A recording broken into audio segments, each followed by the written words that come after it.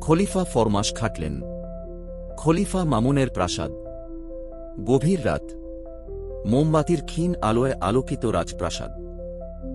অতিথি হিসেবে উপস্থিত আছেন জ্ঞানী ইয়াহিয়া। মেহমান মেজবান আলোচনা করছেন নানা বিষয়। হঠাৎ ইয়াহিয়ার তৃষ্ণা পেল। তিনি চারদিকে তাকালেন, পানির দেখা নেই।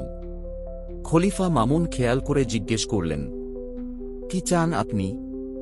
ইয়াহিয়া জানালেন, তৃষ্ণায় কষ্ট পাচ্ছি। এ কথা শুনে খলিফা নিজে উঠে দাঁড়ালেন পানি আনার জন্য। অতিথি তড়িঘড়ি করে বললেন, না না, আপনি কেন কষ্ট করছেন? কোনো ভৃত্যকে ডাকলেই হতো। খলিফা হাসিমুখে জবাব দিলেন, না, তা হয় না। খলিফা বলেই কি আমি নিজে পানি আনতে পারব না? এতে দোষ কোথায়?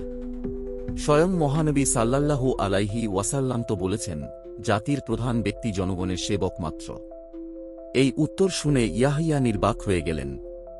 মহানবীর সাল্লাল্লাহু আলাইহি ওয়াসাল্লাম শিক্ষা তাঁর অন্তরে শ্রদ্ধার ঝড় তুলল। কি অপূর্ব আদর্শ, যেখানে বাদশাহকে করে ফকির আর খলিফাকে বানায় জনগণের ভৃত্য, সেবক ও রক্ষক।